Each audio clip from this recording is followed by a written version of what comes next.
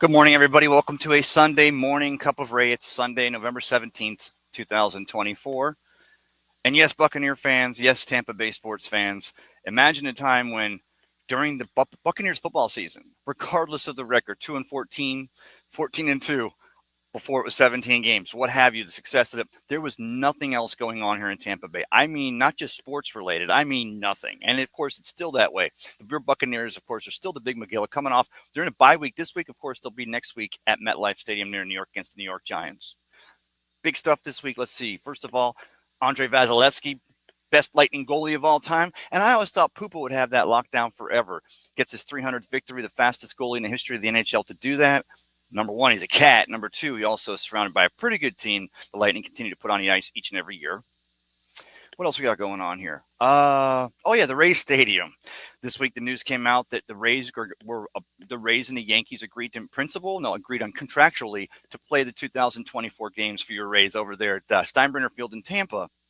And as I said, going years into this, and you know what, I'll get into on the other side. Let's have a conversation. Your comments will be number one. If you want to use the link to pop in and talk to me, just keep your camera straight or your laptop straight, or if you're coming from a studio, come on in any day of the week. It's a cup of Ray here on a Sunday morning. We're talking about Tampa Bay sports and anything else you want to talk about. I'll see you on the other side.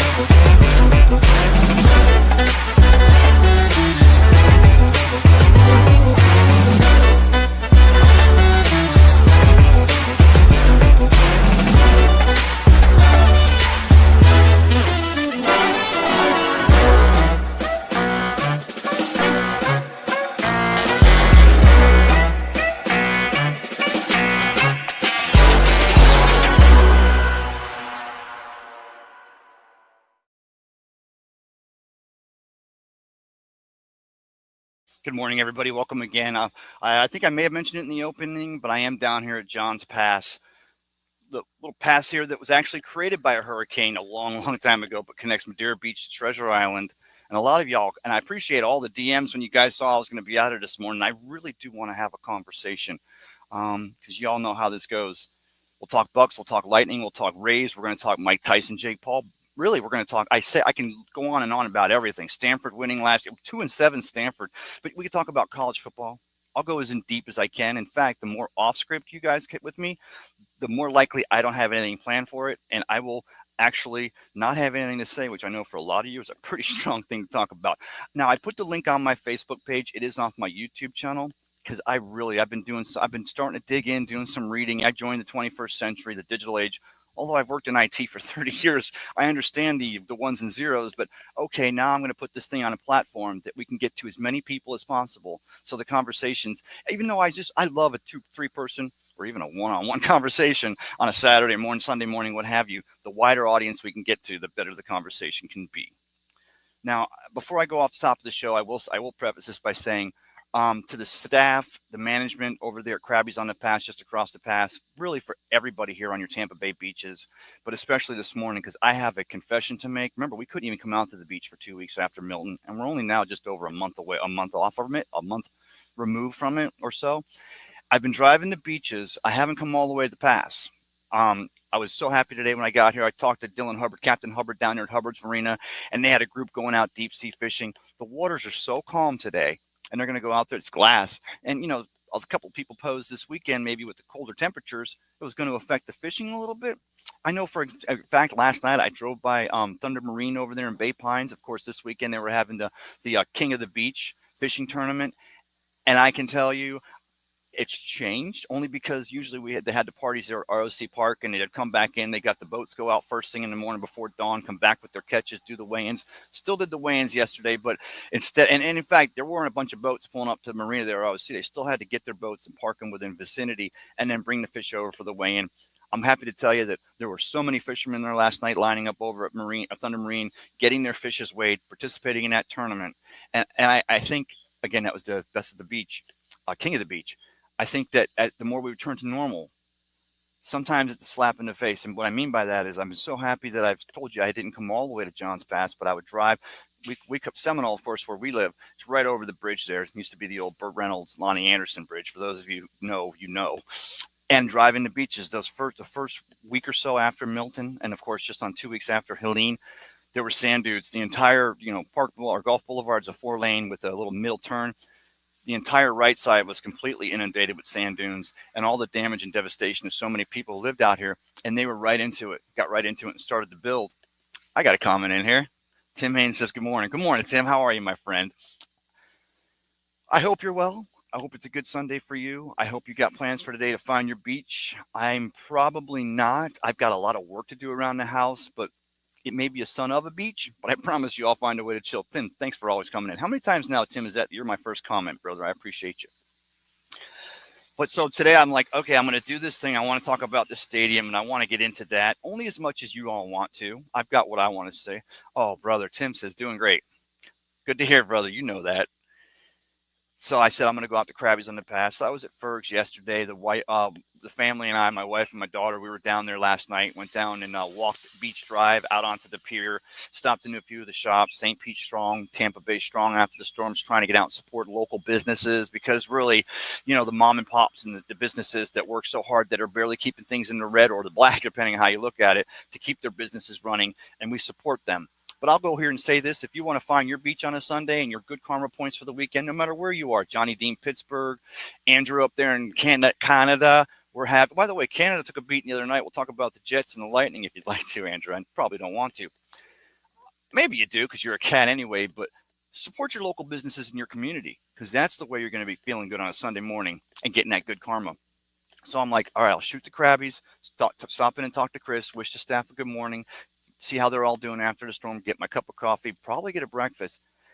It's not happening. I had not realized that they had actually had to put fences around it, and it was devastated with the way the flow came in and the tidal surge they had over there. And now after Helene, it was just water, and we were trying to figure it out. But after Milton, it was a double doozy. So I didn't know. First of all, my thoughts and prayers again are with all of the people here in Tampa Bay, and especially out here on the Gulf beaches, but it's the staff and the management there at Krabby's on the Pass who are always so great to a cup of Ray and a Sports Web. They have Ray's watch parties, Lightning watch parties. I will tell you that I'm actually on the third deck just outside of Bubblegum Shrimp. Laugh is like a box of chocolates, and it happens to be a box of chocolates right over there. Well, it's not really a real box of chocolates, but anyone that's come down here. And I also, like I said, stopped and talked to Captain Hubbard. The deep sea charters are going out. So, and another thing I wanted to say that those sand dunes that took up both lanes of the western side of Gulf Boulevard, they've now gotten down to where they're just little piles here and there, just on the parts that I've driven, right? I've also went out and driven on Treasure down to St. Pete Beach, out to St. Pete. Everybody day by day. You'll look and you'll go, that's better, and then all of a sudden you'll turn and you'll go, I'd never even seen that. Like I hadn't seen Krabby's on the Pass, and of course I knew the devastation that they had, or the damages they had down here. But Captain Hubbard talked about fixing it. Sad thing is they tore the wall down here, and it was not even a dangerous wall. I'm not going to get into the politics of that, but the old jetty that runs out there right here on the Madeira Beach side of Johns Pass, I know every one of y'all been out there. And with the storm and all, there were damages, but they actually tore it down. And that's actually that jetty. Actually, it plays an important part of your tides here. And it doesn't mean it's any better or worse for fishing for Captain Hubbard's or any better or worse for sitting there watching a sunset. But it actually, because again, this pass was created during a hurricane, that jetty goes out. And I'll be honest with you, going back to, I always say I'll be honest with you, like I wouldn't be. Got some more comments here. Let me see. Christopher Cole. Morning, Ray. Christopher. I appreciate you, brother. How you doing? Good to see you. Thanks for coming on. Tim, by the way, who's watching on YouTube. Tim, I know you're already a follower. Go ahead and subscribe and like to my YouTube page. I promise you, I'll keep the drama stuff. I'm fighting with people. I'm in a war. I'm in jail. I need bail. I won't post it on Facebook. I'll keep that on the other socials. Follow and subscribe my YouTube page, and you'll never miss anything. Eric Hartnett says, hi, Cup of Ray. Hi, Eric. How you doing, brother? And then Eric says, Ray Kennedy, how you doing? So So yeah, they want to build that now. The mayor here of Madeira Beach is talking pretty good, from what I understand. Again, this is secondhand. I had not sourced it 3 times, but he's talking a good thing about wanting to build that jetty back out. And what I was going to tell you is that every tropical storm since I can remember, teenager here in the Bay Area, I would come to Johns Pass before it, walk out on that jetty, and feel the full force of the winds there off the Gulf of Mexico. So not only for the important role it actually plays in the tides and the way it controls water flow, or the flow of water into the inlet or into Johns Pass, it's also one of the, for me, on a Madeira Beach, is the very last point of Madeira Beach besides under the bridge you can stop. And you walk, and y'all go ahead and comment in here. Y'all been in that jetty.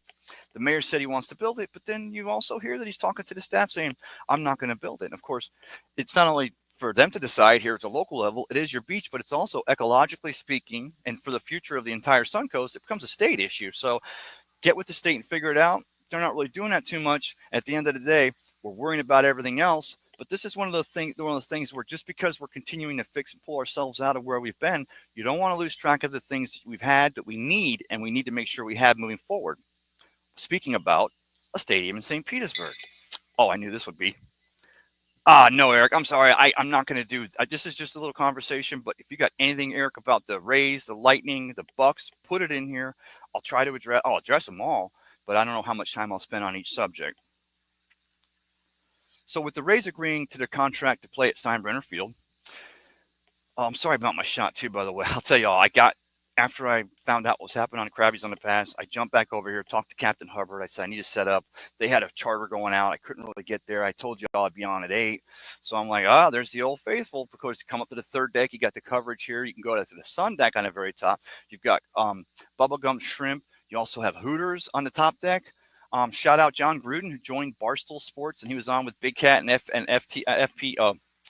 On PMT this week with the guys from Barstool, now a part of that, and they were talking about, which now I guess it's the Redout game against the against the Vegas Raiders when the Bucks come back after their game against the Giants. And Gruden was talking to the guys this week, and they were talking about, of course, Mark Davis, the owner of the Las Vegas Raiders, and his penchant for liking. I should have known it. I did have it. And they were talking about PF Chang's, and Gruden pointed out that there's a very, very nice PF Chang's there in Tampa.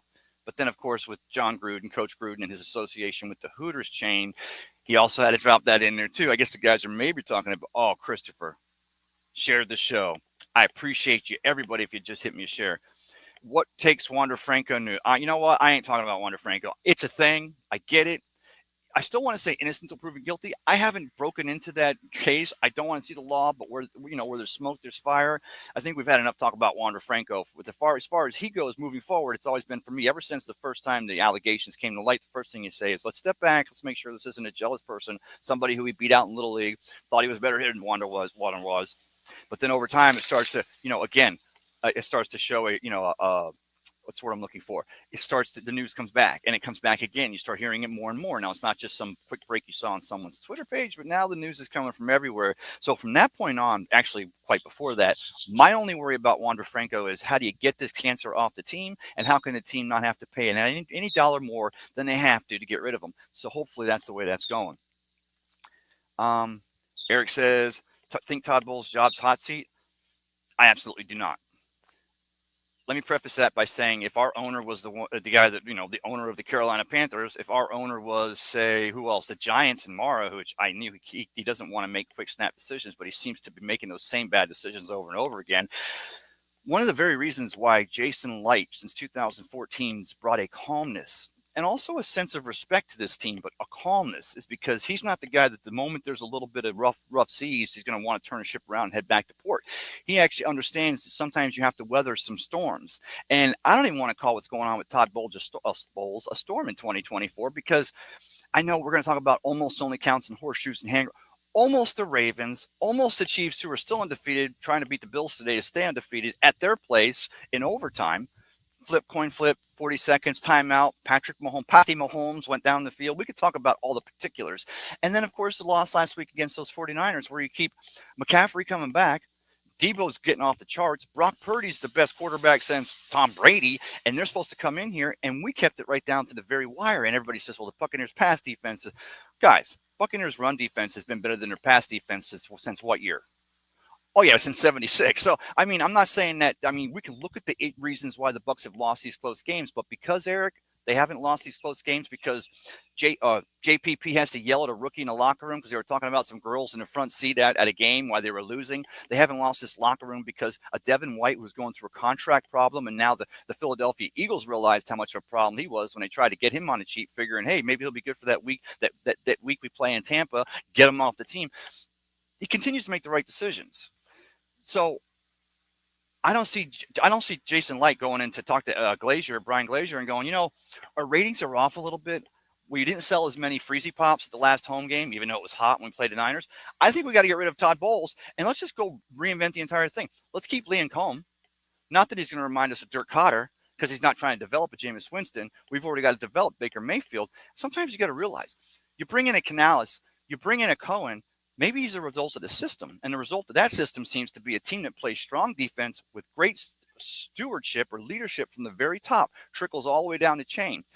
There's going to come a time when you change your coaches. But if you're changing your coach because after what was supposed to be 2-15 and the Bucks were going to draft Caleb Williams last year, still made the playoffs, won in the playoffs, and then lost in the divisional round at Detroit, and that was a close game. So I get that over the course of Hall here, we're like, these close games are starting to be a real pain in my neck. They are me too. I've got ulcers. I've got an appointment to go get some paralysis. No, I'm kidding, but I get that. But let's look at the other teams. Teams are 8 teams a year on average are firing their head coaches, right? Oh, but Bill Belichick's. Let Bill Belichick date his 24-year-old girlfriend and let him live his life. He's doing good in media. I still like to listen to him. I've read his book twice. I love the history of him, his dad, Navy, the way he was 4 years old, sitting up. His dad was watching film, breaking it back then. They had a projector, a little 16 millimeter, and they're doing it on the wall in the dining room. And a 4-year-old Bill Belichick sitting there watching and making diagrams. I love the stories. But that doesn't have to be our story. I mean, we did the Tom Brady thing. He came here, got a Super Bowl with Jason Light's team, with Todd Bowles' defense. And now maybe in 2024, we want to fire Todd Bowles because there's been a lot of close games and bring in Bill Belichick. Are we trying to – we're going to show the world if it was the quarterback or if it was the coach for so long there in New England. Okay, but what if Bill Belichick does come in here, the players don't buy his style, or he can't get his coaches, or it takes 2 to 3 to 4 years to turn it around or to get his plan implemented that we've had here since 2019 going into 20. I'm sorry. Woo! So now you're going to have Dave Canales and the Panthers are getting better. You got the Saints are maybe going to find their butts from a hole in the ground. And you also have those Falcons that are already getting jiggy with it at the top of the division. You're talking about the Bucks taking a step back and maybe having 3 or 4 years in last place, because we couldn't stomach a little bit of the rough seas that Jason Light has been teaching this team since he became general manager, that you're going to have to weather. Even in Super Bowl year, it's like, well, how are we going to get there? Tom Brady figured it out at week 8, had learned the offense and all of his personnel. And then with Baker, and then the Bucks are winning. So do I think he's in the hot seat? 100%, absolutely no way. And if he is, then Jason Light's not the general manager that I thought he was, and the Glaziers, well, they're not the ownerships that we thought they were. But Eric, I appreciate the question. Christopher Cole says, I believe the Bucks should have traded for Seattle's middle linebacker that was traded for a late round. Well, obviously, right? Yeah, I know Christopher 100% agree, because it seems that it's the Buccaneers. Because Levante, irony is Levante's your defensive MVP, right? This year, I mean, 100%, hands down. And you got some dogs on that defense. And every game we're looking at Levante and we're like, and it almost felt, and people were saying in the media, again, there's that media, the 2-15 Bucks are going to have Caleb Williams. They don't belong here. And Levante David, well, they're going to give him a contract because he's been there since 2012, and he deserves. No, he deserves to be here because he's 100% still a dog. He's the leader on your defense. But that middle linebacker position with the Devin White, and then you moving some pieces around, and then the injuries in the secondary, and then the teams we're playing against. Kyle Shanahan's offense with Christian McCaffrey back. Christian didn't get off. He had a little bit. Debo definitely didn't get off. Purdy didn't get run over, but he got pressured. That was a good game. I don't know where I was going with that. I'll move on. Falcons are 2 games up. Falcons. Wait, so yeah, and that's the part that really sucks, because when you're looking at the beginning of the schedule announcement, you're like, okay, what The Chicago Bills don't play their first divisional game till week 10 or 11. Okay, give Caleb a chance to get jiggy, see if they can Eberflus can figure it out. But for the Buccaneers fans, for us fans, we're always like, okay, where's the divisional games? Because the NFL likes to start off the top with a game or two to try to establish that division, and they did this year. The NFL script or their schedule makers, it's not a script that makes it out, but it takes thousands and thousands of factors into consideration. They put the Bucs and Falcons twice early in the season, and then the back end of the season with the Saints, who we played already once. We have the Panthers twice and the Saints again last game at home. For Buccaneers fans, it almost feels like there's no chance for satisfaction, right? Because it's like we already lost both games to the Falcons. Shouldn't have lost one of them. Should have been in both of them. But you know what? Hey, give them a little chance. They got off. And Raheem's a dog, but they got a team. And they've been drafted in the top 10 for the last half century. And they're playing a second or third place. I think it was a second place schedule. But let's be honest, guys and girls. The second place schedule in the NFC, playing that second place schedule as opposed to what the Buccaneers are doing, playing that first place schedule. A very much different subject. I mean, we still play the same AFC West divisions, but the Falcons are playing the teams that were constantly coming in underneath. And of course, the Buccaneers are playing against your Ravens, your Eagles, your Niners. So that also comes into consideration. But the fact that we have our divisional games at the end of the season, it maybe feels like, are we going to back into a wild card spot? Are the Falcons going to somehow trip up? Could Bijan Robinson I'm not going to wish any ill will, but I mean, stay tuned. But satisfaction is there because I always say, remember, it's not always about the destination. You got to be in it for the journey, because if you don't see the great things and then the down things during that journey, what's the destination? We got Super Bowl 59. Whee! How'd you get there? I don't know. I think we beat the Saints and then the Panthers twice, and we beat the Giants in their house. We beat Dallas in their place because Tyson and Paul were still in the locker room. They were so worried about getting autographs. I mean, I'm already going off. Oh, Rick, my goodness, Rick. If Gruden, Rick's, I appreciate you, Rick. Hey, by the way, I'll talk to you later. Great. I watching you call the game there, and you got the headphones on, so you're like me. It's like, you got to be into it. You got to love it. I mean, at whatever level you're calling a game, we're doing it for the players, the kids, the younger people, and then the people that are there watching. But I love the passion. If Gruden wants to come back, Bulls goes bye-bye. Rick, and I listened to him on it. I'm sure you heard the interview you had on Part of My Take this week. Shout out to the guys again. That was my first thought is like, wow, what if Gruden want to come back? Because his dad he worked for the Bucs. He was a scout, and it goes to Gruden family and Jay and John, and having John come here in 2002. And the dog that he is, and my wife is still, don't get me wrong, my wife and I we're still huge Buccaneer fans, and we didn't miss a game that season. Road games. We went to the Saints game after Thanksgiving, which was ironically not this weekend, but would have been in 2 weekends, and that was our first year in the division. But she's like, why doesn't anyone ever talk about the fact that Gruden came in here and he had just came from Oakland, where he set them up. He actually built that offense and everything. He came in here and they're like, they didn't change any of their calls, and the Buccaneers knew everything that was coming. And I was like, well, slow our roll here. And I was at a party we were at the other night. We're talking about that. I said, slow your roll. Because you go back and you see John Lynch makes the read in the Super Bowl, and they're talking about how they saw things at that time. But that's not only because you have remember all coaches in all 32 teams are breaking down film, and at least every team has 2 of those guys that were doing it for Michigan. They're stealing signs, but at the end of the day, it's still because you had 4 Hall of Famers and a dog of a defense that was doing it, and then having Coach Gruden here year after being there in Minnesota, out there in Oakland for the Raiders. I don't know what that played into it, but Rick, the fact that Gruden got into the owner's box tells me he's going to get back in the ring. The statues never come out of $1, right? Or visit the Advent Health Training Facility. But Gruden, because of the 5,000 emails of the 260,000 emails, only the 5,000 saw the light of day, which probably led down the road to the demise of Daniel Snyder. So from that standpoint alone, it was a good thing. But of course, it put Paul Allen and John Gruden, who was working back with the Raiders after having a great stint on MNF. And they talked about that. And when he was in that MNF booth, I don't know about y'all, I liked it. I don't think he gets the job back. Could he eventually? 100%. Could he come on as if Liam Cohen gets hired away from the Bucs because, again, dogs just want to come to this organization because of the way it is? If John Gruden would be for it, and Rick, you probably agree with me, I don't think he would be. I'd take John Gruden as the OC again. Just because it's like Jay's like, look, Todd's our guy. He's got 53 in the locker room running through walls. Sometimes those walls bounce Winfield off. I mean, they injuries and stuff like that happen, but I still have not seen, other than they want to say, well, Winfield pulled up at the 1 yard line. I know. See, that's the Todd Bowles defensive intimidation, which is just like Monty Kiffin's and Tony Dungy's defensive imitation back in the day. They don't care if you got the touchdown. You're still going to take a pop. But I'm also thinking about, hasn't Antoine missed some time this year? Are we not still going for the playoffs? I still want to poop on your grave, okay? But I don't need Antoine throwing a shoulder out to try to make a tackle at the 1 yard line when chances were 77.25% that guy would have fallen into the end zone anyway. So you talk about that. That's been the only chink in the armor I've seen this year. That's the only time I've went, and you can't even say that because it's not even an argument. But you're like, oh, defense is letting up. Bowles has lost the locker room just like Mike Smith did back in Atlanta. No, he hasn't. Todd Bowles hasn't lost anything. If any reason Todd Bowles gets fired or isn't the Buccaneers coach in 2025, I don't know if it's because the Glaziers and Jason Light behind closed doors talk about it, but maybe he just decides that he wants to go live in Carolina there. He's got the house. That's where he found out he was coach when Bruce Arians retired 2 years ago. So, I mean, could Todd Bowles do that? 100%. The guy's earned it. He deserves it.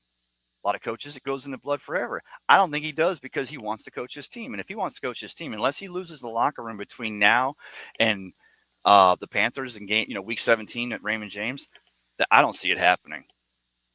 Where did I lose? Oh, I got a lot of comments. Y'all keep going. I love it.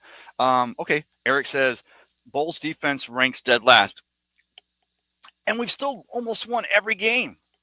I know horseshoes and hand grenades and poo-poo fights. I understand that.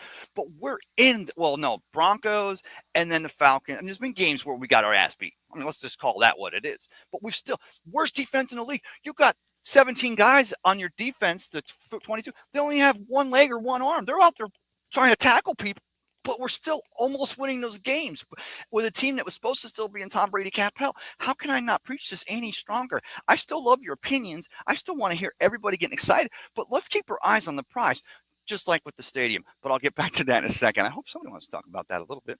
I got too excited. Eric says, we want Bill or Liam or Ben. Is it Bill Belichick, Liam Cohen, or Ben Roethlisberger? Or I'm kidding, Eric.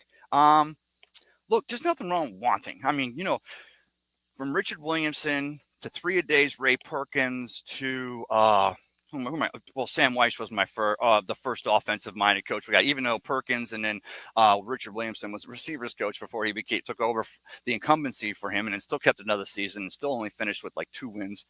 I don't want to get too far off on the coaches. I've had coach envy in my entire life, and then the irony is, didn't want to lose Coach Dungy. He built that team. So maybe I'm making that same argument.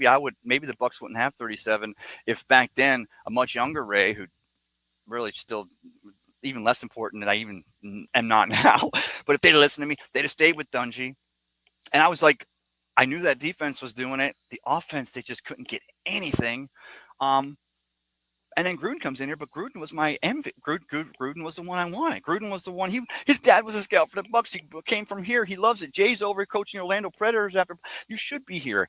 He ends up coming here. So I get that. Don't not want coaches, but just don't put yourself in a place where you've already discounted Todd Bowles, because I've seen him opening up this year, but he's on this. And it's funny because if you look at Todd Bowles on the sideline with his glasses last week, it's the exact, and maybe it's real time updated. It's the exact same image you see of Todd Bowles in Madden, because Madden's they even got him looking like that. Like, so if there's like a score rating for speed, for agility, power, there's probably also has to be, and it works. And believe me, I wrote code, and I still write code, but I wrote code for 20 years. I've been in IT for 30. I understand you write it in. There has to be a written in, algorithm that says, what the coach does. It points in again, and then Todd Bowles it's the same one. And y'all back me up on this. It's always him going, like he's going to the bathroom, like,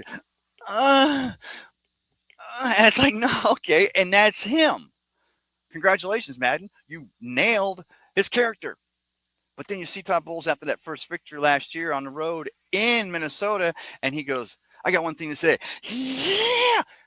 And if that don't do it for you, the reaction of everyone else in the room, and even Devin White, who was already working on his first contract before the Bucs even took him out of LSU, stood right next to him and went, yeah. That's a leader of men. That's what you have. In your general manager, you have a leader of men. That's what you have. In your assistant coaches, leaders of men. Speaking of leaders of men, I am so happy for Warren Sapp and the success he's having out there with the Colorado Buffaloes. I am rooting for them based on that. You can hate Dion or Shador, and you can tell me how, the fact that Sapp, and doing a research this morning, which is very little, so you guys will see later. But I'm looking into it. And I'm like, he's out there leading, and the players are saying he's got Coach Sapp has us going for every practice. He has him up. There's a bird. Why is this bird just sitting there? What? Oh, it's Hugh Grant. Used to be from WTVT Pulse 13. Stopping by Hugh Grant. Hugh Smith. I miss Andy Hardy, and then I'm coming down here and talking to Captain Hubbard. I miss Salty Sal and the fishing reports we used to get every day. That was back when it still was a fishing, and it still is a fishing community. But you get those morning, the tides are going to low tide at 3 a.m., high tide at 6 a.m. The reds are going to be hitting off the flats probably before sunrise. It's a little cooler today, so you're going to see a little bit of, that's just what we grew up with. But okay, I went way too long on that. So you guys always do this. You all start watching, you comment, and that's what I mean. Comment, get me, make me that guy that's about to fall off. Make me the clown on the wire juggling. Eric Hartner says players on defense give up on balls. I didn't see it. I didn't see it like. I'm not saying if you can give me some examples. I already talked about Antoine, but maybe some other examples. I haven't seen a team that's given up. Now I didn't watch any of last week's game until after the fact because I was working and out and about all day. But I listened to every moment of Dave Moore and Gene Deckerhoff on the coverage. And I posed to you again. I did this last year. I think I even did it the year before. Gene Deckerhoff, he probably got plans for another decade, but just in case, make sure turn the TV down or tape the game. Invite some friends over like I did. Sit around, have a few beers with the radio. I had a nice speaker set up. Have the game on in the middle there where everyone can hear it. Have the game so you can all sit around and enjoy the game. Kind of like we did Friday night with that fight we had in that party for Peter Blake and that Mike Tyson Jake Paul fight. Just get with the guys. Sometimes when you're locked in on a TV, you're like, I don't even want to talk to nobody because they got me locked in with they're using both parts of my brain because I'm listening to what Tom Brady has to say, although he can't say it because the question is he's questioning an official, and they won't let him in the locker room or do any player interviews. So what's he rolling? Is he talking Bitcoin? Bitcoin. I've said it 3 times now. I can use it as try to get some money out of Bitcoin. 4 times. They better pay me extra. Turn on the radio. And you got TJ Reeves, Buccaneers sideline guy. You got Dave Moore, who's just a dog, always has been, always will be. And you got Gene locking it down. And you can hear, fire them cannons, touchdown, first down, Tampa Bay. You can hear that and enjoy it, love it, respect it before you don't have it. Because you'd be like, remember it, like me with Salty Salt. If I'd have known how I'd feel here when I'm 63 or 72 years old, I'd go back and I've been watching every fishing. I'd get up every morning at 5 a.m. to see what Andy Hardy would say on his sports, although he was more in the evenings, and of course, Salty Salt. Eric says, think Bucks fans gave up on bowls. Nobody's renewing tickets for next year or going to games next year. Eric, and until I see the numbers, that's fake news. And in fact, and I know the Bucks do this because I was a season ticket holder for 20 years. Sorry, 1 second. I'm going to get a sip of this. Nobody's used the link to come in the show. It must be not letting you all do it. I'm kind of a fly by the seat of my pants kind of guy. I know. You're surprised.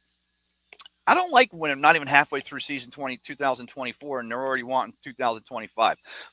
Let's do the thing where I pay over a year and you spread it out. Eric, trust me. And you got the USF Bulls are playing great. Had a great USF Bulls are playing great. You got the Lightning who are just rock solid coming out. That's why I used lightning flashes in my opening description because it's flash. You got the stadium thing going on. We're gonna hear nothing but news. And here's the thing, Eric. I know you know this, Kat, because you and I talk literally on a daily basis. The more stuff pops in your feed, fire Bulls. Todd Bowles stinks. Todd Bowles found in at Saints practice, giving them whatever you're going to find. Remember, the more we respond to those because we're starting to see them more, the more the algorithm's going to push those to the top of your feed. So for every, and trust me, I've purposely searched because they're popping up in my feed too. Because I'm not talking to y'all like I know. I'm just saying what I feel, and then you're saying what you feel, and that's what this is about. This is the evolution of sports. This is the sports web. But for every one of those ones that you answer, respond to, or you even spend an extra few seconds looking at, they're going to start working. Hey, you know what? Eric Harton likes these. He likes these bubblegum shrimp ads. He likes Tom Hanks. So we're going to work more to the top of his feed. And you know as well as I do, unless you've got a lot of time to kill, you don't go really too far past 2 or 3 rolls. You let me see what your friends are up to. Did any family say something? Oh my gosh, Todd Bowles stinks. Let's all jump off the Skyway. We're selling all of our. No, the thing is, I'm not saying it couldn't be true on some level to some people. I don't think it's the people that are working over there at $1 Place. That's all I'm saying. enough said. I can't. Yeah. Tim says, I think we had won just one of the Falcons games and won just one. Oh, I think Dave won one of the Falcons games, right? And then Baltimore, and just one Baltimore, KC, and San Francisco games. No one will be complaining. Yeah, Tim. Well, the Falcons game especially, right? Because wouldn't the Falcons seem a little bit more like within reach? Because right now, with the lead they have in the NFC South, as far as the in division, I'll put my leg up here. As far as the in division game, but when you go out, it's going to come down to record. The only way the Buccaneers have a chance to win the NFC South, obviously, I believe, even if we sweep the Panthers and beat the Saints in 3 weeks, I think that the Falcons have to stub their toe big time because obviously we have to win the overall. We have to be 8-9 or 9-8 and hope that they're 8-9, which is probably how it's going to actually end for one of these teams. Because I do think the Bucs are going on a run. Their schedule gets exponentially, and that is a Leo word, easier in the second half. We got the bye week at just the right time, and now we're getting ready to go. Does it mean we win them all? It's the Giants. Come on. Remember a couple of years back we going to New York? At the end of the day, they still have to show up. But I think that, yeah, it would be a lot more stomachable, Tim, if they had got that Falcons game, and yeah, one of them, just the Baltimore, KC, or Frisco. But the fact that they were so close, there's that bird. Hey, can I get you something? Sorry. The fact that we were so close in all those games against literally, okay, Ravens are the best team in football. Lamar Jackson's the best quarterback in football. Patrick Mahomes is supposed to be the baby goat, best quarterback, but he is a great leader. He'd probably, I don't know, I'd say win MVP. I think he's already done that a couple times. And then the Niners with the chosen one, Christian McCaffrey coming back from the double calf, getting all that stuff. And the fact that the Bucs have been in every one of these games. Well, not all the time, but I mean competitive in them all. It wasn't like we showed up and got our, butts waxed. That was Denver. Actually, the Denver game hurt the most, which is probably the one, Tim, people don't talk about as much because if we get that Denver game back, we establish up front a little bit more exactly. That took us by surprise. That was a bit of a setback, and that may have been what put us into the temporary tailspin that we're going to have to get out of here next Sunday at MetLife against those Giants. Mike Stover says, just relegate Bulls back to D.C. Todd, like Lovie Smith, are built to be head coaches. I do agree. Yeah. I don't think that Bulls is not made to be a head coach, and I will say this: I 100% think because his defense, the defensive side of that football is, as we had Tom Brady, and we've got the best receivers, Chris Godwin now, and Roquan Smith. Anybody want to say anything about that? They went back and took that penalty away, and I'm kind of glad. I figured when they did put that fine, they were just trying, because remember they sit on Twitter for 12 hours overnight, and then the NFL, New York, decides to fine them. Did I think Roquan did it to be dirty? No, 100%. Do I think that some of the what's what I'm looking for? Oh, guys, are you hope you're seeing the bikes and stuff? I just forgot there's things in back of me, so you're probably not even listening. In fact, if you've muted me right now, I'll just stand here.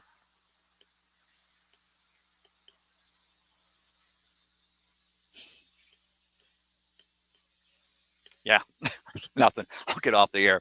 I think he would be. I think as a head coach, he's still the best or one of the top 3 defensive coordinators in the entire NFC. And if you want to put him in the NFL, then we could talk about a DC out there in Kansas City. We can talk about some other DCs. So I can't not disagree. I can't not agree with your comment, Mike. I'm just saying that I still think Todd Bowles is the coach for this team now. Now, Jesus Christ would be a lot better because he'd bring his 12 disciples and they can coach a cover 2. But at the end of the day, I'm not saying there's not options out there that may be better for your team or wouldn't, like historically speaking, just like the John Gruden coming back here, like Rick was saying.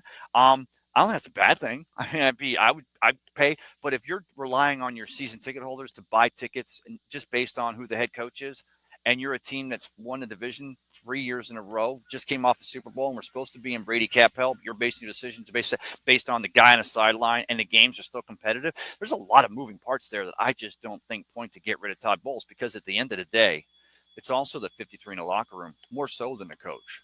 And if you got guys in that locker room like a Vita Vea, you've got Antoine Winfield, you're investing money in this defense, and you're telling them this way, and all of a sudden you go out and you fire a Bowles who hadn't lost the locker room, and you bring in some, crack the whip. John Gruden's going to crack the whip and make the Chucky face, but at the end of the day, if you don't got all 53, which they do now, Todd Bowles has all 53 right here, right? If you don't have all 53 in that locker room, because they still feel a little burn ass because Bowles should have been there, or they felt like he should have been because they didn't lose these games because they sucked. They just lost these games because, they're trying some new things. You got to keep reinventing yourself. I mean, you can't just run. You can't go to KC and play against those Chiefs and run the same defense you ran in 55 and expect to beat them because they've already ran 17 variations of an offense to beat that defense that you ran in 55 to beat them. Oh, I just went a circle, but y'all know where I'm going with that. Eric says, Mike Stover. That's so true. Okay, Eric thinks I roll my mouth and I make no sense, and then Eric just comes along and goes, right in the back. I'm kidding, Eric. Christopher Cole says, not to Gruden as a coach, but yes to him in the Ring of Honor. Okay, I respect that, Chris. I 100%. I respect every one of y'all, guys and girls. But I understand what you're saying there. Mike Stover says Liam Cohen is doing great. And Dave Canales did great with this team that Todd Bowles has built. You know what? Tom Brady did great with Jason Light's team. So, I mean, no, you're 100% right. Liam Cohen, he's calling, man, and this, I think that's something Buccaneer fans just not used to seeing. First of all, going for it more on fourth down. Nobody's really calling that out, even though there's been a game or two where going for it on fourth down may have been the actual reason why it cost us, not so much our defensive performance, even though the defensive numbers were getting burnt in the passing game because it's all keeping in front of you, bend but don't break, but we'll go there another time. But yeah, I mean, there's been some of those decisions, but I think that we've seen Buccaneer fans, they just ran a delay to Bucky, and of course, Bucky, the great thing about Bucky Irving is you can send him on a 24 dive, right? And he starts at the 4, and he just does like a checkup, and all of a sudden he's running a 25 dive, like to the opposite side, and the defense can't keep up. And then when they do, they run slash and dash with Mr. Rashad White, and they both have great receiving hands out of the backfield, and both have shown the ability to block, which is what you want. That's why you draft these guys or bring them in from an Oregon, or you bring them in from an Arizona State because they were in offenses that relied on that running back, that person in the backfield to be your. I'm not saying Liam's not doing a great job. He's doing a great job, but let's remember it's also doing it with Todd Bowles' team. Misador says, Mike with Jason Light's team. I don't want to give Todd Bowles too much credit. We can poo-poo on him. Mike Edwards signing is the look we are trying signing. Does it help depth-wise? Sure. But is it vast improvement? No. 100%. I agree with that. Because it's like, and I think that might be part of as the Bucs have weathered all these storms. And I'm using that. I hope you can see the Gulf of Mexico back. That's the blue right there. I know you see people riding bikes. Get them. But at the point now, they're like, okay, we've won. Oh my God, we've lost so many close games in this defense. We were so hurt, and the bye week came at the right time. But bringing Mike Edwards back in, he's familiar with the system, and even if it's almost as less of a head game for our guys to give them confidence, because we've got a little veteran depth back there and a dog who can still run, but also against other teams, because they start looking back at videos the way we played Mike Edwards in the defense previously, and if they start keying on some of that stuff, then hopefully your Liam Cohen or your Todd Bowles. And this is what we see with Todd Bowles' defense, game to game, let alone year to year, except for the passing numbers are always up. The running defense is always strong. You can bend but don't break. And I know at the end of the day, when you're losing these close games, having the worst passing team in the league, but how are we doing against the run? And it's not just that. We've been in a lot of close games where we have to go more for offense. So that affects the numbers too on that defense. But how does Christian McCaffrey do? How did Derrick Henry do? I mean, these are games that they still ate, but let's be honest. At the end of the day, that's what keeping the Buccaneers in these close games. Depth-wise, yeah, but yeah, we didn't all of a sudden bring in. We didn't. Carlton Davis is in back there. No, I'm kidding. But I mean, we didn't get 100%. Got so much stronger. At the end of the day, it might almost be for confidence, so that the guys around them, they've played with him before and they know where they expect him to be, right? And that gives them more comfort level. Maybe that allows that passing game, or that defense that's so dedicated to stopping the run, allows them to take a few more chances in that secondary. So, yeah, me 100%. I love seeing you here. I went to call you the other day, but I always forget. You're just so busy. Eric Hartnett says the Bucs have no chance of making playoffs. That's not true. I mean, mathematically, they're still literally at number 8 or 9. And, 8 teams make it. Your 4 divisional winners and 4 wildcard teams. And we got 7 weeks to go. And it's an easier schedule, way easier on the back end. I mean, we played that was Murderer's Row, from Philadelphia, who we waxed, to Baltimore, to Niners, to Chiefs on Monday night. So now, and again, I'll tell you guys this. I'm going to get to this for a second. Christopher Cole says, I believe the Bulls will return or retire next year. Chris, yes. Eric Harden, looking at bright side, looking forward to next year, throwing a towel. I see what you're saying, but like what? So I figured it out that the Bucs could conceivably lose all 7 And depending on how some of the other actual crappy teams in the NFL, we could maybe pick in the top 10, maybe as high as 6. I don't know if that's mathematically correct, and I did not sleep at the Holiday Inn that last night, nor do I have a degree in thermonuclear mathematics from MIT, but I believe that that's as high as we could go. If we had the number 5 pick, we had the number 4 pick. If we had a number 2 pick, I'm not going to say 1 because we trade that away for capital because Jason Light would see another team that wants to get their franchise quarterback, and we're already baking with that. We're already baking with that power. But at the end of the day, it's like we would use that. If the Bucks had the 3 or 4, 5, what position is it? And everyone says defensive end or the pass rush. We got to have that guy, right? We found Shaq. We're used to having guys like JPP. We're used to having guys like Simeon Rice, and I 100% agree with, and especially in Todd Bowles' defense, that defensive pressure on the edge is so important. From a 4-3 or a 3-4, I just don't see a player yet, or I don't see a need. I'd want to see more like the secondary. I mean, do you try to find another? Is there someone out there? A Travis Hunter? Of course, obviously, if you're up there, does Travis become a Buccaneer if they were drafting 1 overall? Me says Bowles' failure is that he's trying to prove it's not a scheme failure. Sadly, it very well may be just the game has advanced in top. Yeah, me. Oh, no, I've had that thought once or twice, and maybe you put it in my head. I mean, because at the end of the day, but that's also brings me back to the Bill Belichick thing. I'm not sure he plays in 2025 as a Buccaneers coach, but yeah, he's had some. First of all, he makes in the decisions he makes, right? Because Jason Light, he doesn't have an analytics guy. In fact, they probably do have him, but they got that guy duct taping in the back, or someone's going to tell coach that they should go for 2 on this point because it's only the first quarter. But mathematically speaking, I mean, right, that guy. Which, by the way, how are we all with that? Every time television breaks in, Troy Buck or someone breaks, by the way, analytics say, I think they do that more on ESPN on Monday nights, but analytics, I'm like, I get it.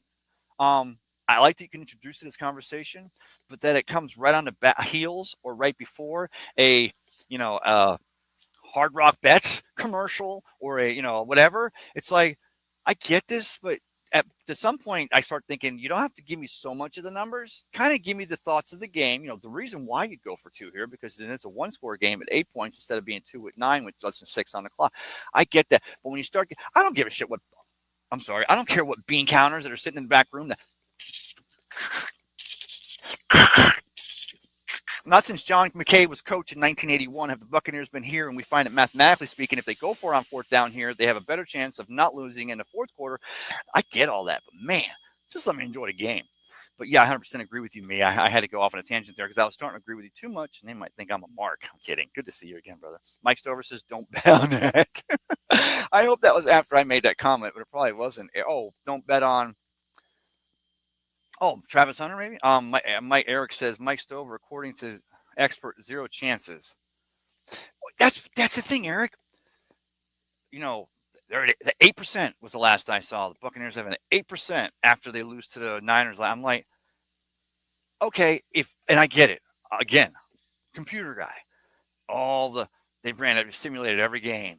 And they ran it all the way back to Newt Rockne when he was running barefoot and Mike Tyson wise with a T-back where you could see his ass on both sides. I get what the numbers are saying, but I look at this schedule. Again, this is the same numbers, Eric. This is the same computer, right? This is the Xerox 1000 that they were putting punch cards into to get the answer to. Yeah, the Bucks are going to be 2-15 in 2023, and Caleb Williams will play in Tampa Bay. So at the end of the day, these people have to make a prediction, and they want it. And they want it to sizzle. They want it to run. They want it to, just like Netflix did when they made that fake problem with streaming on Friday night, and it became the number 5 of the top 10 or 3 of the top 5 trending topics in the world. And you know how many people that didn't even know the fight? You know how many people I talked to on Friday? What are you doing this weekend? Oh man, I'm meeting the guys for Peter Blake's birthday, which I got to on Friday night, and we're having a watch party. For what? I said, for the Jake Paul and Mike Tyson. That's tonight? Didn't he almost die in July? I'm like, yeah, but it came. It's now November. And I know the views were there because I had, 6 people I called, my family included, that were across the bay. I was in Tampa, and they were across the bay here. I'm like, and my son answered, goes, yes, it's buffering. And I go, okay, so I get that. So I know it was going everywhere. But at the end of the day, there were a lot of people. You know what? Everybody who didn't know that the Mike Tyson-Jake Paul fight was on Friday night, they did before the Mike Tyson Jake Paul fight came on Friday night because it was already trending in the 2 previous bouts. Was that just good planning? Was that if I were if now I would never cheat y'all. How can I? I don't get paid for this. I'm trying to. Please subscribe to my YouTube page. I swear it's going to get better. But wow. You ever think about this? Like some deep, dark state thing. If we pull back the bandwidth a couple of times at just the right moment, not when you're fighting, but when doing introductions and definitely don't miss Jake Paul and Mike Tyson on the way to the ring.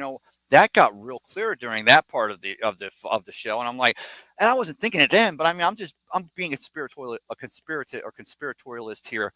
Oh, I forgot my car's double parked. I'm probably gonna get towed. See what I do for you guys and girls.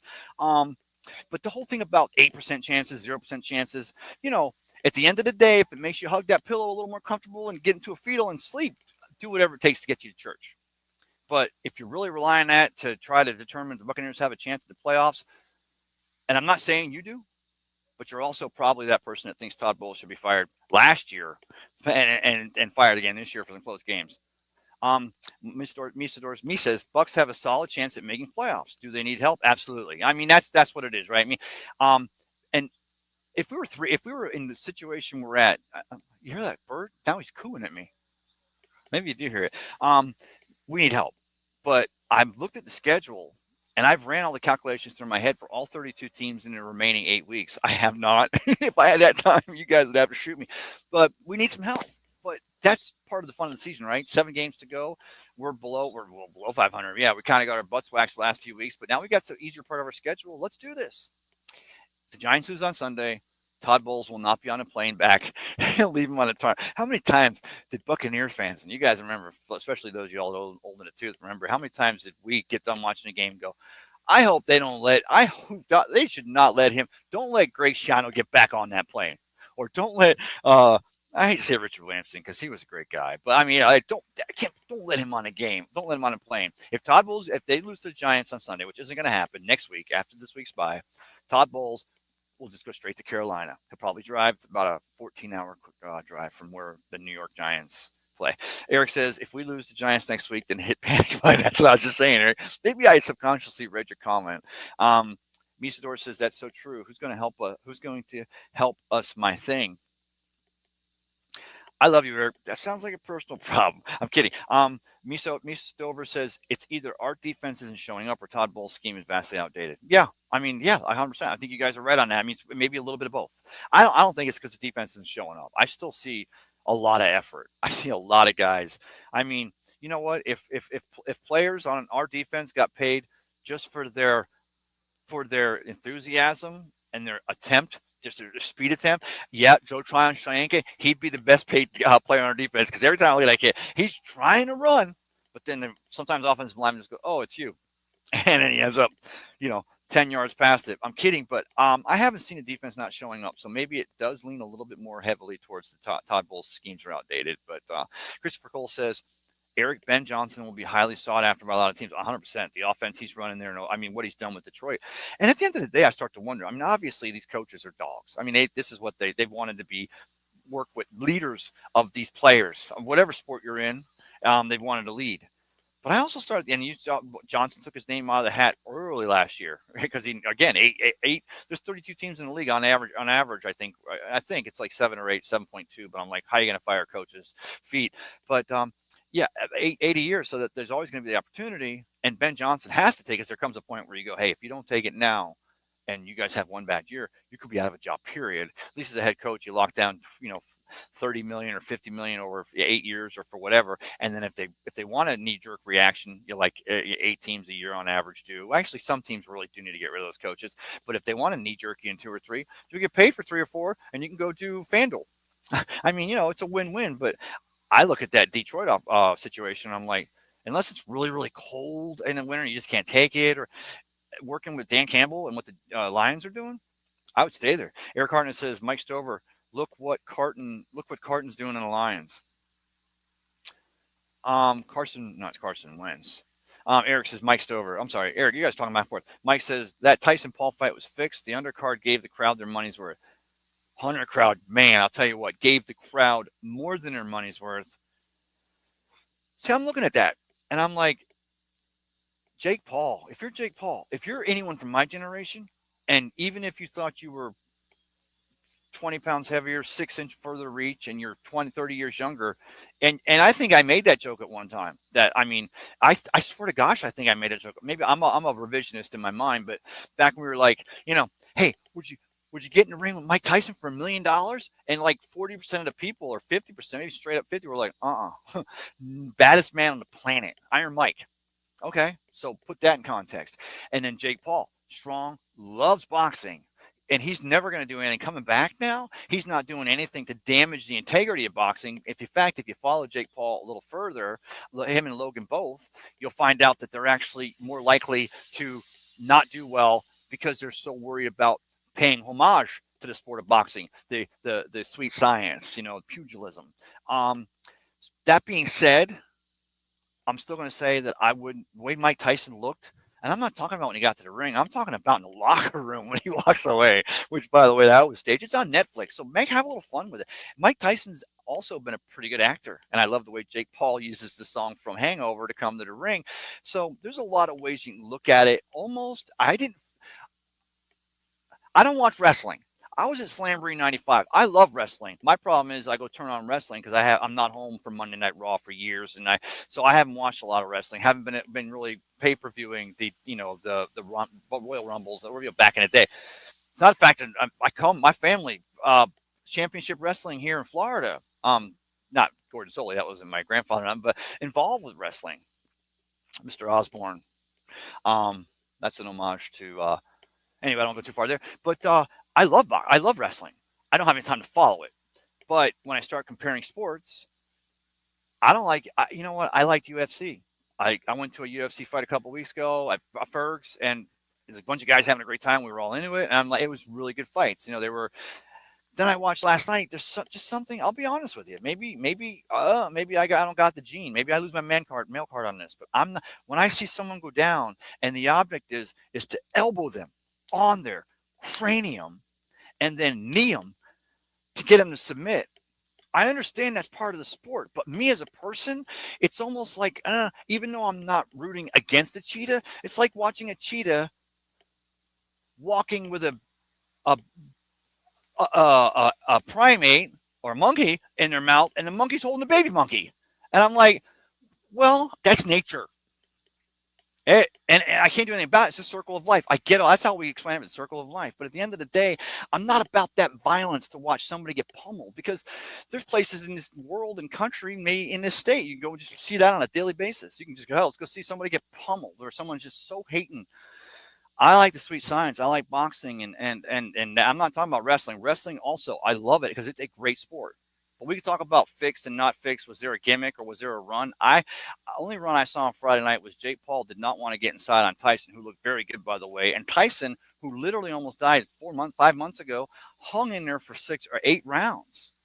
That's hard. That's really hard. And Jake was trying to get the shots. He was hitting Tyson. You saw Tyson a few times. Jake hit him so hard that Tyson was like, blah, blah, blah, blah, blah, blah. That's all, folks. He was trying to figure out.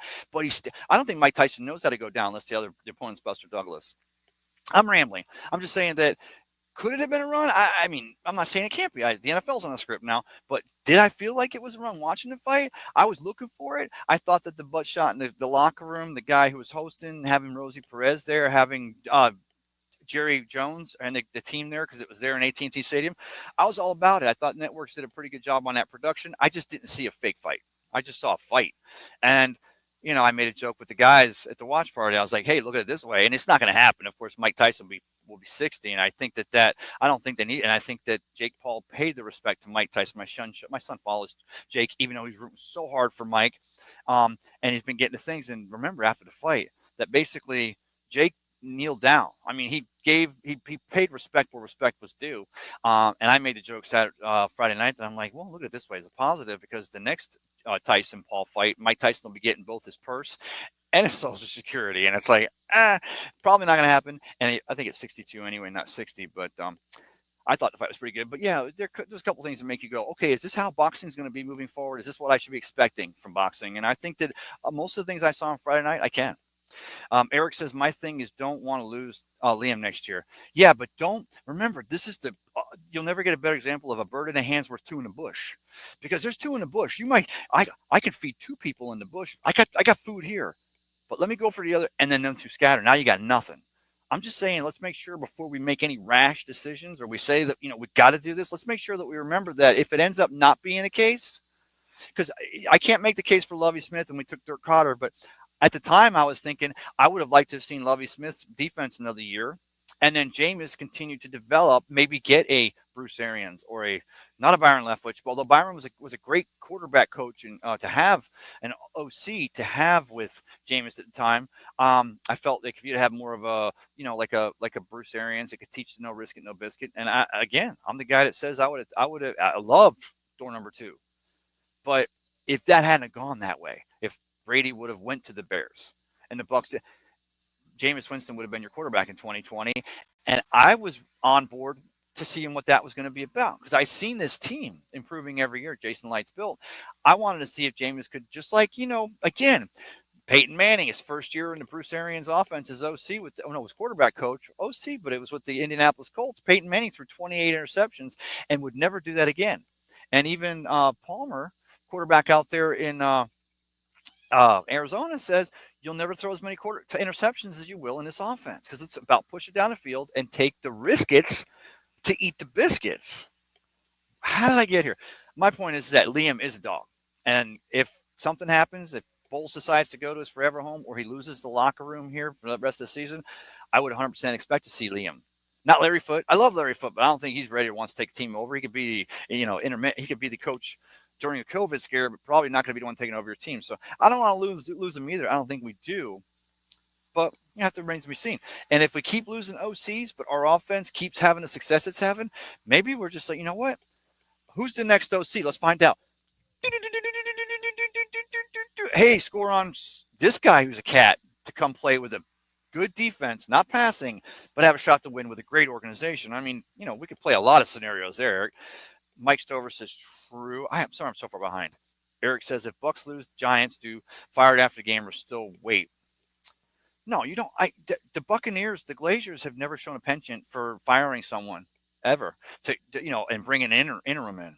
And I guess he loses that locker. If Coach Bowles, if they lose to the Giants and it ends up being it's because Joe Tryon-Shoyinka missed an interception, ripped the guy's face mask, and then punched the quarterback.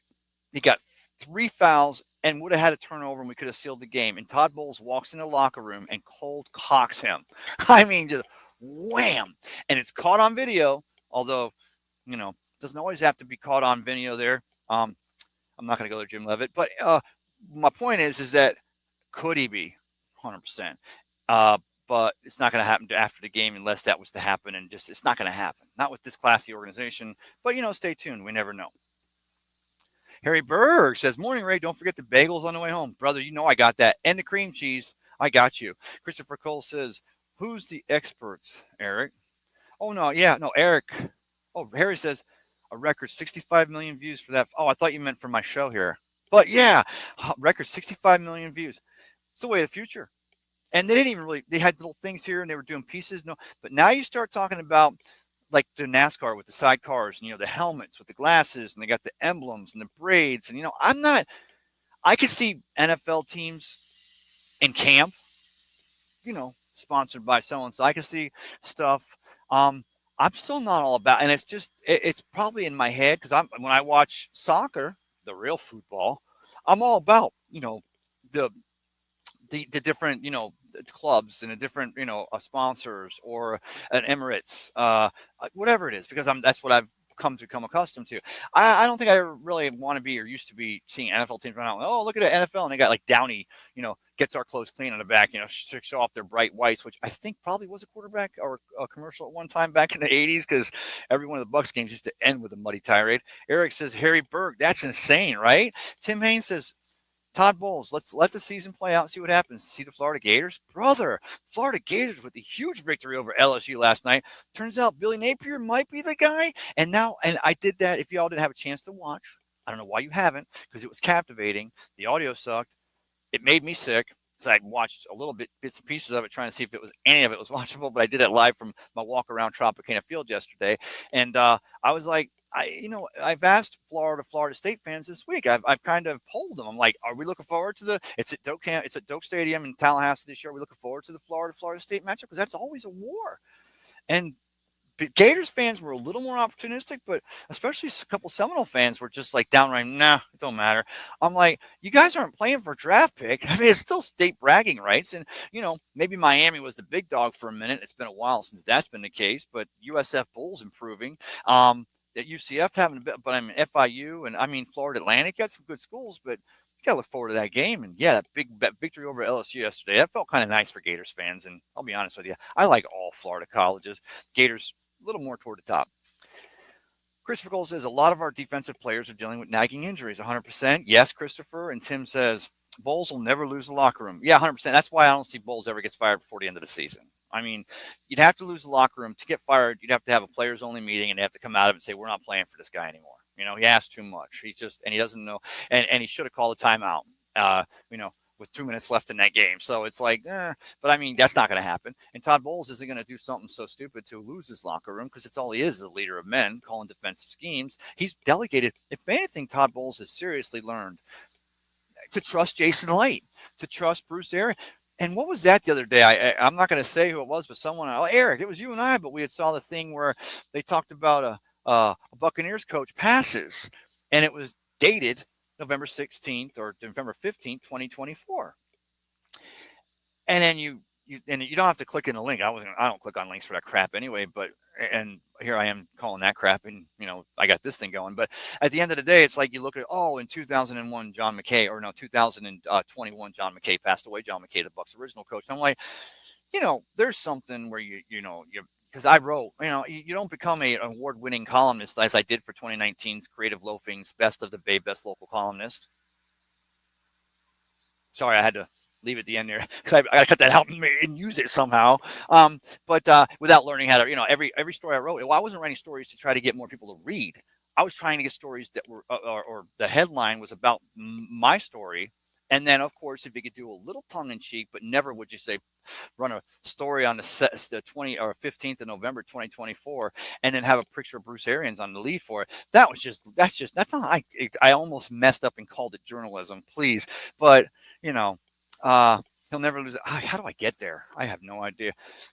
So I'm glad y'all, the comments, they've been fantastic. I'm going to get ready to end this thing. Got such a Sunday to do, and I hope you guys and girls have a big plan, big NFL Sunday, see what happens this week. And if the things the Buccaneers need to happen so that they can mathematically increase their mathematical chances of making the playoffs from 0 to 1%, watch those games today, see which ones can maybe have an effect on that. I got to talk about this because I'm going to end with this, and then I'll be done. I'll get this off my chest. The stadium. Your Tampa Bay Rays, the stadium, Tropicana Field, which was the Pinella Suncoast Dome, which was the world's largest white elephant, which was built in the world's, at the time, the average age in St. Pete was 102. So I get it. They were older. It was retirees. And with the Rays agreeing to the stadium deal, maybe I shouldn't be standing. I'm probably looking like crap in a stand like that anyway. With the Rays agreeing to the contract to play at Steinbrenner Field, it's like, where were they going to play? There was Clearwater, you were talking about Dunedin, much smaller stadiums with nowhere near the amenities they have at Steinbrenner Field. I keep calling it Legends Field. That's the last time I was actually there for a game, where we used to, our season tickets for a couple of years, we paid to do our parking there, and it got a little too expensive, but man, it was so nice because there was a finite amount of cars. We knew everybody. We had facilities. We would do things right, and then walk the gateway across the road to the stadium there across Dale Mary, which we love. So I have a lot of familiarity more as Legends Field than I do Steinbrenner Field. They just spent a crazy amount of money. The Yankees did. This stadium now, the facility now has the largest workout and fitness room across the board of any of your major league teams at any of their training facilities or at their stadiums. The Yankees just spent millions of dollars to do that. They've got the wide openness. They've got 11,000 as opposed to 8,000 in Clearwater and whatever Dunedin, or even down there if the Rays would have just never came back from spring. So they agreed to have the contract over there. And I heard some guys, these are guys that had no local ties. These are 3 ball players. I forget the name of the pod. I should give them a shout out here. I'll do it retroactively because it was phenomenal. And they go, instantaneously, the Rays suddenly move into it. Now, this isn't where their spring training. This is going to be where they play their homes for all of 2025. The best, they didn't say awesome, but I'm going to use it. I'm paraphrasing. The most awesome workout facilities, training rooms, batting cages, such that they'll have, bar none. That's nice for your Rays as they go for the American League East in 2025. I mean, can we worry about maybe some things a little more than exactly where they're playing? But not if you're Chris Latvala. Now, Chris Latvala, in case those of you guys, girls and girls, don't know who this guy is, he's this idiot that's on a Pinellas County commission or whatever it is. I say idiot. He's just representing his people, but he let it slip out when they had a vote coming up. They're just, vote on the bonds. They've already agreed to what they were going to do with this deal with the city of St. Petersburg. City of St. Petersburg already locked the deal with Stu Sternberg. But Chris Latvala put out before, he said, let's delay the vote till we see where the Rays are playing for the next 3 years, which, by the way, Chris, it's not the next 3 years. It's only next season. Of course, they're going to fix Tropicana Field. But as a Pinellas County commissioner, I would hope that you would hopefully defer back to the city on that and what Mayor Ken Welch and the constituents and all the residents there, not in your district, what they're looking for. But, just get with them. Just have a plan. Have a conference. And of course, Chris Latvala is going to be a little burn ass after the Rays decide to play in Tampa because District 5 encompasses Baycare Park. I get that. If you're not looking out for your people, you don't belong in any seat. Pinellas County Commission, City of Seminole Mayor Council, state representative. If you're not representing your district, then you're not good. But at the end of the day, if it's just because you're a little upset that the Rays won't be playing next year and Jack Russell, they got openness for baseball up there. I've been going up there forever before they even built Bright House Field, before they even built the park. I was shopping at Kane's Furniture before when it was just a ditch. Jack Russell was always there a little bit west down there, but they have big training. I go up there and watch. I couldn't believe all through high school. I used to drive my friends up there. I said, can you believe we just drive up here in the spring and all the major leaguers, Mike Schmidt's right there, fielding balls at first base, just you're like, so I get that. I respect the history of baseball up in Clearwater. But to, again, representing your people of your district, but then also, Chris Latvala, your district encompasses Pinellas County. And at the end of the day, you know more than anybody else what it means financially and all areas north to have a baseball, a professional, any kind of a sports team on your county. And that's why Pinellas County got on board with the city of St. Petersburg in the first place. And the city of St. Petersburg had the opportunity to create the stadium because 26 years ago, when they made the contract with the 98 Devil Rays with Vince Namoli, they said, look, we don't know if we're going to get condos. We don't know if St. Pete's going to build out like we think it's Miami Beach now. But fortunately, the city of St. Petersburg taking many precautions to make it not Miami. Plus, Miami Beach is older. But we may build up, but we're going to take 88 acres over here and we're going to reserve it. We're going to build a stadium and then we're going to call it parking so that in 27, when the team should have a new stadium, if the team's in city limits, you get half of the development of $6.5 billion. You don't get half the money, but they get to be a part of all that development. And at the end of the day, they have a team playing in the pavilion, it's the Al Lang Pavilion at Tropicana Field or whatever.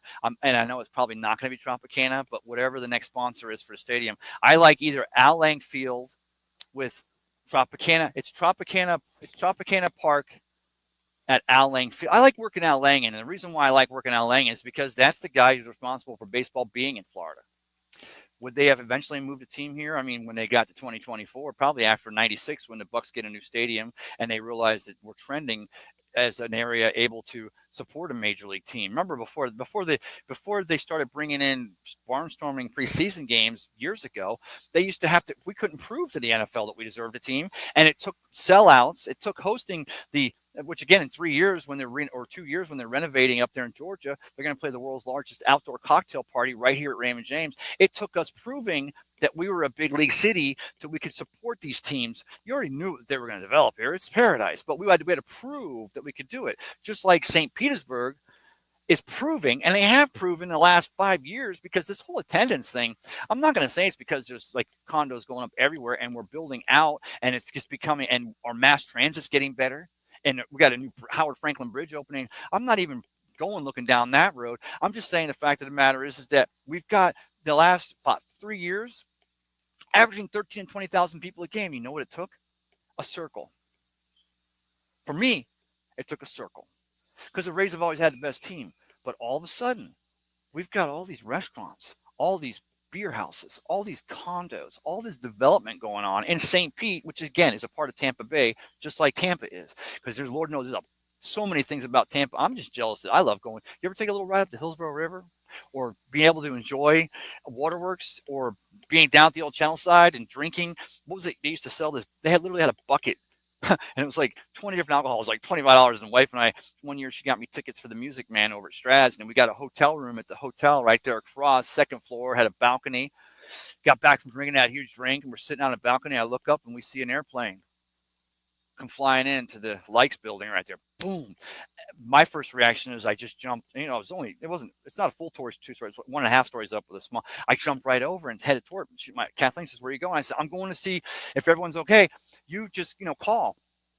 I get around a corner, and mind you, the plane had just hit 10 seconds before, and the fuselage was, and there was a piece falling down. And fortunately, it was Saturday. You didn't have a lot of downtown traffic there. But first instant, I'm not saying this because I want to be a hero, which what I'm saying is that I was in Tampa enjoying the things that Tampa has to offer. I couldn't believe that I was first on the scene. Channel 8 came over because they're right there. And she's like, "Did you see what happened?" I said, "Yeah," because the plane was coming in and we were being followed in by 3 Coast Guard helicopters. And then right as it got towards Tampa, the copters pulled back. And this kid, that 15-year-old, made a beeline straight for the building. It was intentional. And I didn't realize, but I mean, that night I'm like, I went to the Music Man that night, but that night I'm getting hit on my little flip phone, cell phones. My cousin Tate up in New York, he's like, "You're on CNN." I'm like, "What?" And they're like, "Yeah, it ran all over CNN." And it wasn't, I wasn't like going, "Yeah." I'm just like, it was crazy that this was such a thing that happened because I was, again, enjoying those things Tampa has to offer. We're at Tampa Bay. 2 years ago, go see what you can find. Ybor, go see what you can find in Tampa Bay. Now, maybe the city of St. Petersburg, where we're sitting at, 26 years ago, they already made a plan. 26 years ago, 88 acres. We'll make it so we're going to pay homage to the gas plant district. We're going to create green space because we got enough stuff going up around here. Plus, we took a thing 100, 200, 150 years ago, and we took all of our waterfront and protected it. It's all parks and runs and stuff like that. So, we don't want to see. So we're going to make this area uptown, and it's going to be nice. Get a plan to keep the team here. Get it done. The commission gets it done. Tampa had a shot to get it done. I'm not saying I don't want Tampa to get it. Take your shot. I mean, they haven't broke ground yet. I'm not saying we're not open. It's just that we already try to figure out if there's a way for it to get paid over there. And then some people on the radio or video podcasts or whatever, they'll be like, "Oh, there's no stomach to build it." City of St. Petersburg, they're trying to run the sewers overflowing, or every city in this country needs infrastructure change. Very, very few. And I'm sure there's progressive thinking cities, but I'm saying very few you can't point out and say, "Look, yeah, is your population growing? Yeah, your sewage is outdated, your water's outdated, your traffic's outdated, your human healthcare and services is outdated." I mean, get that. They're not taking money away from that, guys. They're in this. It's wrapped up in this development of $6.5 billion. It's the future. Tampa wants to get another shot. If you can find some money, Walter Powell, Tampa International decides they're going to sponsor a team. Hard Rock Bets. Baseball's not going to let that happen. But if you could figure out a way to get it done there, and it's better than over here, at the end of the day, this isn't a threat. At the end of the day, if St. Petersburg gets all 88 acres of development and they can actually wrap it even more so over time, it's going to take much longer. And it's not going to be as fluid as we're not going to get that convention center that we so desperately need over here. We're not going to have a place to hold all of our graduations and our big events and our concerts, or the kind of stuff that people might want to come down in the winter and be around here enjoying this 80-degree sunny day out here, but still need a facility like a small AT&T stadium. Maybe they're hosting Jake Paul, Mike Tyson part Cinco, and it's like 10 years from now, and Tyson's 68 years old, and maybe Jake Paul, they make him tie a hand behind his back and blindfolded. I don't know, maybe that fight is there, but we have a plan here. So unless you have a plan, anybody, don't say we're taking money away from sewage. Don't tell, because Latville is a little burnt that District 5 didn't get the raise up there for a year. There's a financial, every home game for the Threshers, there's an economic impact for Clearwater and that district he's part of. But if you're here to tell me that Latville is ready to say, "You know what? You're not playing here. You don't got my vote. Really? So you're going to let your county, you're representing District 5, but you're also representing Pinellas County, and you're let all that walk to keep a narrative flowing that maybe somebody could find deep pockets in Tampa and smush it up. And, forget about George Steinbrenner and what he meant to the history of Tampa. And they call that Steinbrenner Field, that's holy land for a lot of people. But you know what? If this is what we need a new stadium and we can get the estate of Jeffrey Epstein to pay for it, it doesn't matter as long as it gets done more geographically located. I don't have to be bothered to drive across the bridge. I get that because I got to drive across the bridge for everything I want to do. Busch Gardens, Lightning, Rays, Bulls. I love it. I do it heartfully. And I'm not saying that makes you have to take it this way. We have a plan. We've got a way to get it done. So moving forward, guys, whether you're on radio or video podcasts or ESPN, if you're going to throw stuff out there, just like we talked about in here, Todd Bowles needs to get fired because somebody heard that, he was checking out Vita Vea. You're going to believe that stuff? If you're going to be a leader, if you're going to be a Pinellas County Commissioner, Chris Latvala, and you're going to say, well, I want to see where they're playing in Tampa. Maybe I'm going to vote there. If you're going to do that and you're not representing Pinellas County as a Pinellas County Commissioner, and yeah, Chris, consider this a call out. If you're not doing that and representing the entire county, and this team ends up going, and you don't care, obviously, because if you cared about your job, you wouldn't even make this statement. You ain't making nobody happy. Oh, guess what? You think we're going to take that? Well, I'm still going to do a deal, but watch how I piss off those Rays. I may not approve the stadium. Now the Rays go back and say, well, you know what? If he doesn't approve the stadium, this deal could be in doubt. And then the city of St. Petersburg has to say, well, if it's in doubt, we have other plans, because they do. Hopefully Hillsborough County has that plan. I still ain't seen how it gets paid for. And before you get Stu Sternberg to come to the table for a stadium deal over there, and I also see other people trying to, well, he should sell the team. These are the same people that a month before that damn vote was done in July. This was the month before when we were all running around going, does this deal get done? We didn't know. I always felt it did because I saw the money to get it done. And I know that there's the want to. Does this deal get done? We waited for a month before that. Stu Sternberg's looking to sell the team. Pass it on. Really? The guy who makes his money in futures, the guy who made his money in investing, a month before the biggest vote in the history of Tampa Bay sports. And I say that, obviously, the Tampa Sports Authority getting the original Tampa Stadium renovated again. I'm not saying overall important, but as far as economically speaking, I'm getting ready to crack the biggest deal a month from now that I get to. It's a futures. And guess what? And I'm going to call you out on this one. I'm not going to say your name. But I see you now saying the Rays are getting all their parcels, they're going to get their money, and then Stu's going to sell a team, and they're going to play it. That ain't how it works. Just like Chris Latvala making a decision because he's burned about Bright House or Baycare Field for his District 5, but at the end of the day, he's Pinellas County, and that's not going to happen. As far as Stu Sternberg, the Rays, that deal was if the team is still here in 2027, then you get that money. I can tell you right now that if they're off the table, if that deal's still not in place 2 years from now, the Rays can go ahead and finish up playing wherever they're at. Maybe it's Legends Field or Steinbrenner Field, and maybe I'm meeting Crow 2 years from now, and I'm calling Chris Latvala a lot sooner. I'm apologizing for this. But right now, reading the tarot cards, the way I see it, that's not the play here. As a Pinellas County Commissioner, you better get with your other commissioners and make sure you're on board for the best decision from Pinellas County. And if that's not the case, then why are you even a Pinellas County Commissioner?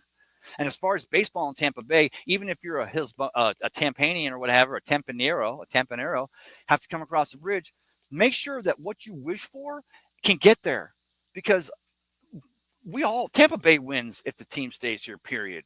St. Pete wins either way if the team's not here because we still have the development and all the future, and we have a very forward, progressive thinking council and mayor and Ken Welch that'll figure a way to still get the gas plant district represented, and we'll still be able to build out and have green space along Booker Creek. That happens, with or without. I'd like it to happen with, because that means that the home team stays here, and that's what the whole thing about stay here is about, stay the home team. Because over there across that bridge, you might think you have. There's the fairgrounds. The Lightning played in a barn when they first got inside. I get that, the romanticism. But unless you've got a way to make the stadium get built without taking all those funds from Hillsborough County that the residents are not going to have the stomach to approve, then you're trying to undermine this deal right here. You're basically saying that you don't care about a baseball team in Tampa. And if that's the case, then why are you a sportscaster? Why are you covering it? You ain't going to report it right. I get it. You want a team over here. You want this over here. We want the Bucks to be in first place. But before we talk about fire bowls or the county commissioner disapproved it, or the Rays are going to Tampa to prove that they can, sustain whatever. Not even thinking about the history and outlying of baseball and what St. Petersburg Wicked Stadium, planning to have it done and getting it done, a deal in place. You know what we got. The cards are on the table. If you're going to continue moving forward and trying to undermine that, I hope you got a plan, because the way I see it, this was always the plan. That's why I've been so adamant about this, and I will continue to be. And you know what? If the stadium doesn't get done here, for all 2 people that follow me on YouTube, go to my YouTube page and follow me. The builds are getting better. I'm working on it. I'm trying. I will never do this again. And my wife and kids will tell you, thank God for that. If the stadium don't get built here, it's not, I just, again, I don't see it. I could be wrong. I'll work back to this another time. I'm so sorry for running long on you guys. I got a bunch of, Christopher Cole says, a lot of our defense players do, oh, I think I read that one. Oh, Christopher says, go Denver. I appreciate y'all for hearing me out here on a Sunday. I did not hit anything, didn't even talk about Vasilevsky. We'll do that next time for a cup of Ray. I just want to thank y'all. Please share the show if there's anything about it that you think that someone family member. Oh, by the way, was a shot cool? Because I know I'm dark, but I had to go, like I said, after I realized how bad Krabby's on the Pass have been devastated. And again, my thoughts and prayers are with all the staff and the management over there at Krabby's on the Pass. And there's already guys over. They got a group of 8 guys when I pulled over at sunrise this morning. They're playing stickball out there because they've got pretty much that whole little peninsula, if you will, peninsula on a peninsula on a peninsula off a peninsula here at Treasure Island, and they're playing stickball in there, and they're getting ready to go start it all day like all the people. And I wanted to say this. I talked about how the beaches are getting better and cleaning up, and by the day, and aren't we all in Tampa Bay, wherever you are, even points east and north, but I came right out here, took Ruth out here on sunrise, and I hadn't been out here for a sunrise. Well, I've been out, drove, but I just, had my blinders on, just kind of getting the sunset coming up over John's, whatever, like I do every year. It's like my Ironman plug-in and recharge for Ultraman. And at like 4 of the parks from Indian Rocks all the way up through Madeira, I saw probably groups of maybe between 50 and 75 at each location, workers from all over the country, and maybe in some cases from all over the world. And they're here, left their families, they've come down here, and they're helping us build back out of this and get back out of the situation we've had here. And I wanted to make a point of saying thank you, men and women and all the crews that are down here and the time you're giving, and we appreciate you because it's getting better every day. But I want to go and report again, like I did at the top of the show. You got Hubbard's Marina down here. You had a fishing trip go out today. I wish I would have known, because I may not have done this show, which probably would have been a good thing, but I'd be out there fishing on glass. They're probably hitting them lines are bending already. Thank the staff here at the Bubblegum Shrimp, and also upstairs at Hooters for letting me come live down here. I hope you have a great day. We'll see you on the next Cup of Ray. And you guys know I always finish this with everyone needs to know someone cared today. Let them know. We'll see you on the next Cup of Ray. Have a great weekend or the great day.